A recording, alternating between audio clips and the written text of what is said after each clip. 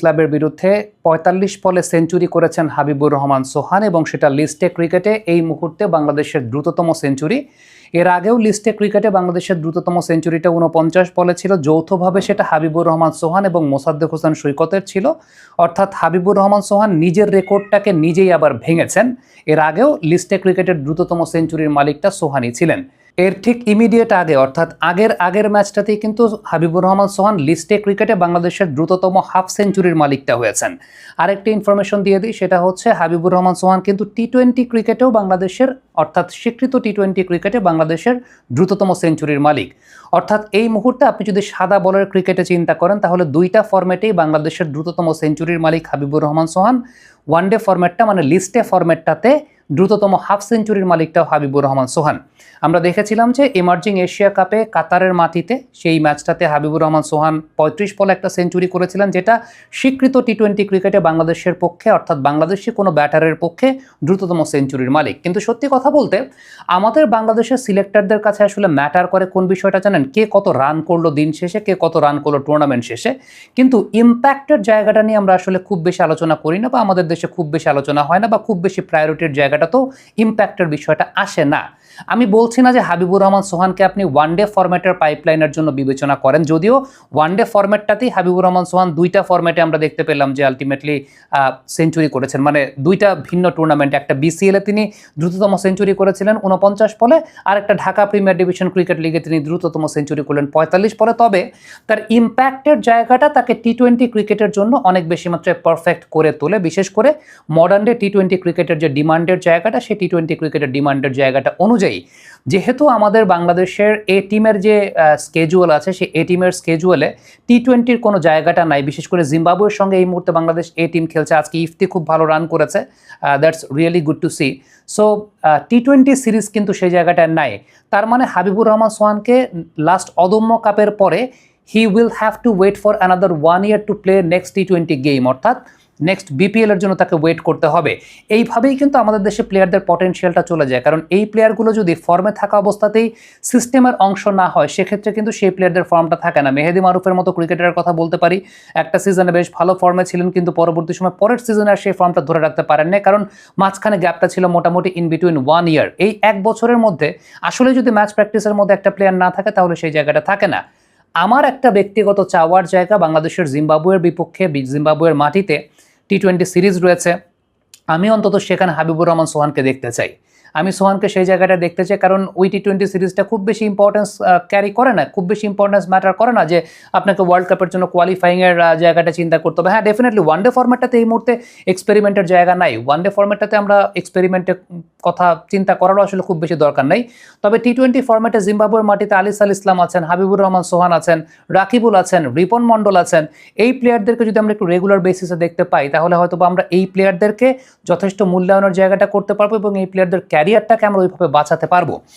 আরেকটা খুব গুরুত্বপূর্ণ বিষয় বলে অনেকেই হয়তো বা বলবেন যে বিপিএলে তো সোহান কোনো কিছুই করতে পারেনি। দেখেন, বিপিএলে যেই ধরনের উইকেটে এই বছর খেলা হয়েছে, যেই ধরনের উইকেটে এবছর বিপিএলে খেলা হয়েছে, বিশেষ করে বিপিএলে কিন্তু একটা উইন্ডো থাকে যেখানে 1 সপ্তাহ বা 8-10 দিনের একটা উইন্ডো থাকে যেখানে খুব শৈত্যপ্রবাহ চলে, খুব ফগি ওয়েদার থাকে। একে তো উইকেট খুব বেশি মানসম্মত উইকেটে খেলা হয় না, দ্বিতীয়ত খুব ফগি কন্ডিশন। এই কন্ডিশনটা সোহানের যে ব্যাটিং ক্যালিবার বা সোহানের যে ব্যাটিংয়ের বৈশিষ্ট্যের জায়গাটা, সেই বৈশিষ্ট্যের জায়গাটার সঙ্গে আসলে কমপ্লিমেন্ট করেন না। শুধুমাত্র সোহান না, সৌম্য সরকারও দেখবেন যে বিপিএল এর শুরুর স্টেজটাতে খুব একটা ভালো করতে পারে না, কারণ তারা যেই নেচারের ব্যাটিং করেন এই টাইপের কন্ডিশনগুলো কিন্তু আসলে তাদেরকে ওইভাবে কমপ্লিমেন্ট করে না। মায়ের ওষুধের টাকাটা দিও। নিয়ে নিও। সে কখন থেকে বলছো নিও নিও, দিবাটা কখন? তুমি যখন বলো দিও আমি তখন করি নিও। হাতে যখন নিও তখন বিল পে, ফান্ড ট্রান্সফার অথবা সেভিংস সবই হবে টেনশন ফ্রি। এই তোমার নিও। তাহলে আমার মোবাইল বিলটাও দিও। আপনি বলেন দিও, এমটিভি বলে নিও। আপনি আইপিএলে চিন্তা করেন, ভাইভাব সূর্যবংশী যে টাইপের কন্ডিশনে ক্রিকেট খেলেন, হ্যাঁ এই টাইপের কন্ডিশনটাই কিন্তু একটা প্লেয়ারকে ফ্লারিশ করার জন্য অনেক বেশি মাত্রায় কমপ্লিমেন্টিং। অর্থাৎ এই টাইপের কন্ডিশনে যত বেশি একটা প্লেয়ার খেলবেন তত বেশি নিজেকে ঠিক মতো এক্সপোজ করতে পারবেন। ইন্ডিয়াতে আইপিএলে যে টাইপের কন্ডিশনে খেলা হয় এই টাইপের কন্ডিশনে যদি আমাদের হাবিবুর রহমান সোহান খেলতে পারেন, তিনিও এই টাইপের ইনিংস বা তার কাছাকাছি ইনিংস খেলতে পারবেন। কেন? তিনি 35 বলে কাতারের মাটিতে সেঞ্চুরি করে দেখান নাই? 35 বলে তো কাতারের মাটিতে হাবিবুর রহমান সোহান সেঞ্চুরি করে দেখিয়েছেন এবং বৈভব সূর্যবংশীও সেই জায়গাটাতে ওই রকম ইনিংসই খেলেছেন। সো সোহানকে যদি প্রপার কন্ডিশনটা দেওয়া হয়, তাহলে প্রপার কন্ডিশনটা দেওয়া হলে পরে সোহানও কিন্তু ওই ধরনের ইম্প্যাক্ট ইনিংসটা খেলতে পারেন। হ্যাঁ, আমাদের এখানে যে প্রবলেমটা হয় সেটা হচ্ছে আমাদের কন্ডিশন সবসময় বেটার থাকে না, যে কারণে ওভারঅল রানের জায়গাটা যদি আপনি চিন্তা করেন যে একটা টুর্নামেন্টে হয়তো বা নাইম শেখ বা এনামুল হক বিজয়রা বেশ বেটার রান করেন অনেক বেশি মাত্রায়, বাট ইম্প্যাক্টের জায়গাটাতে হাবিবুর রহমান সোহানের ইম্প্যাক্টটাও কিন্তু আপনি আসলে ইগনোর করা উচিত না। এটা বাইরের দেশের সিলেক্টররা হলে হয়তো বা সেই ব্যাপারটাকে ইগনোর আসলে এইভাবে করতেন না, কিন্তু আনফর্চুনেটলি আমাদের দেশে সত্যি কথা বলতে যে ওই ইম্প্যাক্টের জায়গাগুলো ওইভাবে দেখা হয় না। আমি আবারও বলছি, আমি ওয়ানডে ফরম্যাটটা নিয়ে বলছি না, আমি টি-20-র কথা বলছি। বিশেষ করে বাংলাদেশের এ টিমের যেহেতু টি-20-র ওই স্কেডিউলটা নাই, so it's really a very good chance. সামনে জিম্বাবুয়ে সফর রয়েছে, জিম্বাবুয়ে সফরে সোহানকে অন্তত 15 জনের স্কোয়াডে দলের সঙ্গে থাকার সুযোগ করে দেওয়া এবং সম্ভব হলে সেই জায়গাটায় ম্যাচ খেলা, আমার মনে হয় অসম্ভবের কোনো কিছু নয়। সোহান সেখানে ম্যাচ খেলতেই পারে, কারণ আমার মনে হয় না যে জিম্বাবুয়ের সঙ্গে টি-20 সিরিজে আপনার খুব বেশি মেইন স্ট্রিমের তানজিদ তামিমের খেলার দরকার আছে। জিম্বাবুয়ের সঙ্গে টি-20 সিরিজে পারভেজ ইমনের খেলার দরকার আছে, এটা আমার কাছে মনে হয় না, কারণ দে আর অলরেডি এস্টাবলিশড প্লেয়ার, তারা আরও বড় বড় টিমের সঙ্গে খেলবেন। তো সোহানের মতো প্লেয়ারদেরকে সুযোগ দেওয়ার জন্য কিন্তু এটাই আসলে পারফেক্ট জায়গা। অনেকে একটা বিষয় ভুলে যান যে সোহান কিন্তু বিপিএলে খারাপ করার পরেও অদম্য কাপের ফাইনাল ম্যাচে উইকেট ভালো ছিল। আবারও বলি, অদম্য কাপের ফাইনাল ম্যাচে ওভার 200 রানস চেস হওয়ার মতো একটা অবস্থা ছিল এবং সেটা চেস করতে যাচ্ছিলেন সোহান, এবং সেই ম্যাচে সোহানের স্কোর কার্ডটা কিন্তু ঠিক এই মুহূর্তে আপনারা দেখতে পাচ্ছেন যে তিনি কত রান করেছিলেন।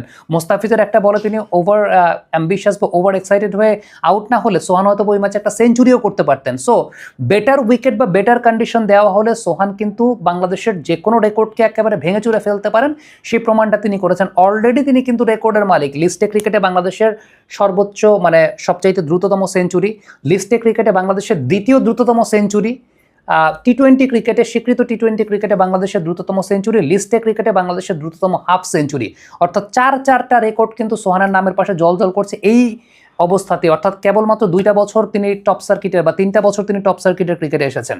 সো আমার কাছে এটা পুরোপুরি ব্যক্তিগত মতামতের জায়গা যে আপনি কোনো একটা প্লেয়ারকে যখন আসলে ফ্লারিশ করতে চাইবেন আপনাকে এইভাবেই ফ্লারিশ করা উচিত, এবং জিম্বাবুয়ের সঙ্গে টি-20 সিরিজে আমি হাবিবুর রহমান সোহানকে ন্যাশনাল টিমে দেখতে চাই, এটা আমার ব্যক্তিগত চাওয়ার জায়গা। It's up to the selectors. এবং অনেক সময় এটাও দেখা যায় ক্যাপ্টেন্স কল কিন্তু অনেক ম্যাটার করে, যে ক্যাপ্টেন যদি চান, লিটন কুমার দাস যদি চান, তিনি যদি মনে করেন যে আপনার লাইন আপটাকে আসলে এরকমভাবে ঠিক করা দরকার, আপনার লাইন আপটাকে পাইপলাইনটাকে স্ট্রং করা দরকার, হাবিবুর রহমান সোহানের ব্যাপারে লিটন কুমার দাস হয়তো বা রিকোয়েস্ট করতে পারেন টু দ্য সিলেক্টরস যে আমার এই টাইপের এই ক্যালিবারের প্লেয়ার দরকার, এরকম ইম্প্যাক্ট প্লেয়ার দরকার। সো অনেক উপায়ই আছে। আমার কাছে মনে হয় যে সদিচ্ছা থাকলে সোহানকে আমরা সেই জায়গাটা দেখতে পারি। কমেন্ট বক্সে আপনাদের মন্তব্য মতামত জানতে চাই।